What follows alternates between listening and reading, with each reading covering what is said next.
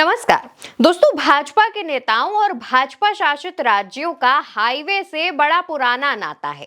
Highway में जब देखो तब कांड भाजपा नेताओं के सामने आते हैं और इस बार तो भाजपा शासित राज्य में हाईवे से जुड़ी एक ऐसी खबर सामने आई है जो सुनेंगे तो आप भी चौंक जाएंगे। जी नहीं, धाकड़ वाला कोई सीन नहीं हुआ है, लेकिन जिस तरीके का जो ओवरब्रिज भाजपा शासित राज्य मध्य प्रदेश में बनाया गया है वो देखिए 90 डिग्री का जो मोड़ है वो इस ओवरब्रिज में साफ साफ तौर पर दे दिया गया है। हालांकि अगर आप इसे एकदम करीब से नापेंगे तो ये 88 डिग्री के आसपास है, लेकिन 90 डिग्री से बहुत कम नहीं है।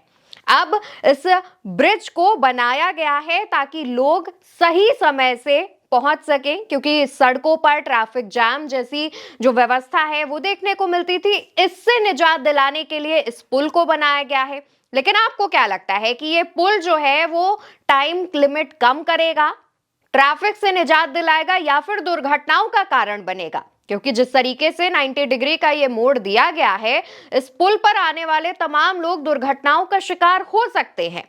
ये जो पुल है दोस्तों, वो ऐशबाग रेलवे ओवरब्रिज पर बनाया गया है। करीब 18 करोड़ की लागत से यह पुल करीब 8 सालों में बनकर तैयार हुआ है। यानी कि 8 साल लगे इस पुल को बनने में, 18 करोड़ रुपए इस पुल को बनने में खर्च किए गए। लेकिन जब पुल बनकर तैयार होता है तो कुछ ऐसे नजारे सामने आते हैं। अब जब ये पुल की तस्वीरें सामने आई तो लोगों ने सोशल मीडिया पर इस पुल को ट्रोल करना शुरू किया।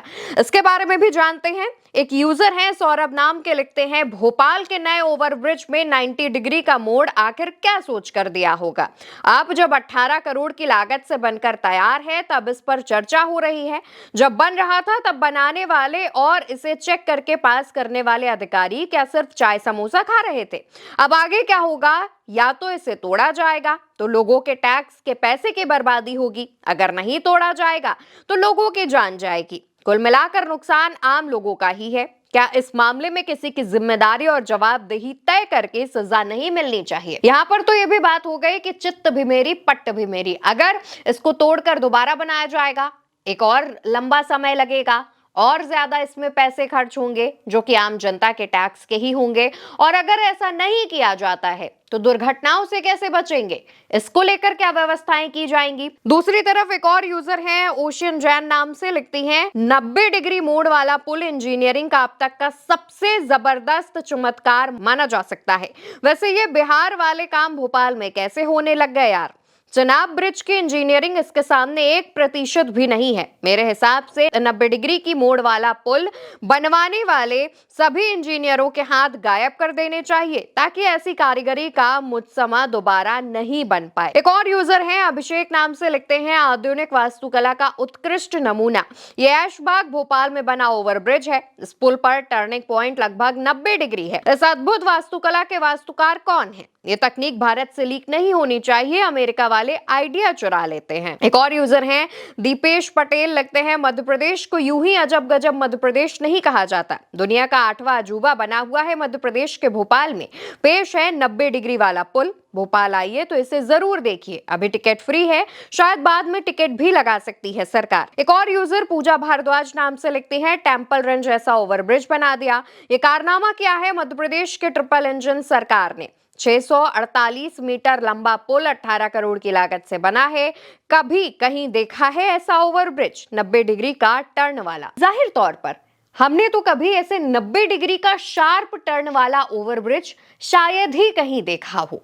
लेकिन मध्य प्रदेश में जब ये ओवरब्रिज बनकर तैयार है, 8 सालों बाद ये ओवरब्रिज बनकर तैयार है, तो ये दुर्घटनाओं को दावत दे रहा है। अभी इस पुल की शुरुआत नहीं हुई है, इसका उद्घाटन किया जाना बाकी है। लेकिन सवाल ये उठता है कि क्या ये वाकई भ्रष्टाचार का एक कारनामा है? लोग यहाँ पर भी कह रहे हैं कि ये लापरवाही का भी एक नमूना है।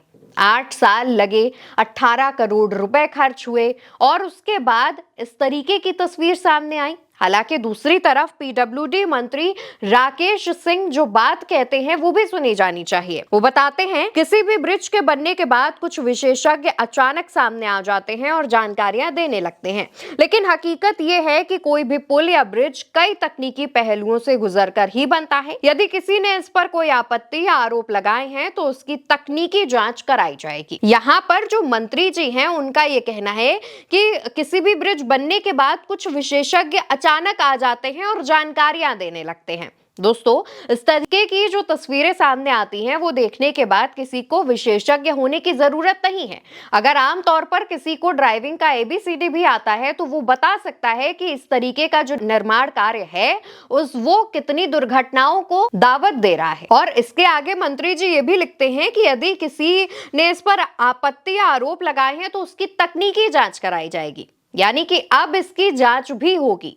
अब इसमें और समय लगेगा और उसके बाद कहीं जाकर इसका उद्घाटन होगा, बड़े शोर शराबे के साथ बड़ी उपलब्धियां गिनाई जाएंगी और उसके बाद कहीं इस पर लोग सवार होकर अपना जो गंतव्य स्थल है वहां तक पहुंच पाएंगे और जाम से बच पाएंगे। हालांकि दूसरी तरफ तमाम जो इंजीनियर्स हैं जिन्होंने इस महान पुल के कारनामे को साबित किया है, उनका ये कहना है कि जगह की कमी थी और बहुत ज्यादा संसाधन नहीं थे, इस वजह से ऐसा किया गया है। लेकिन कई विशेषज्ञ जो असल में विशेषज्ञ हैं उनका कहना यह है कि जब इस तरीके की दिक्कतें सामने आती हैं तो उसको सोच विचार कर आराम से एक कर्व दिया जाता है, ना कि 90 डिग्री के एंगल पर बना करके सब चीजें राम भरोसे छोड़ दी जाती हैं। फिलहाल अब ये कारनामा भोपाल में हो चुका है, तस्वीरें सामने आ चुकी हैं, लोगों ने इसे ट्रोल करना शुरू कर दिया है। देखना होगा कि सरकार की नजर इस पर कब तक जाती है और क्या सरकार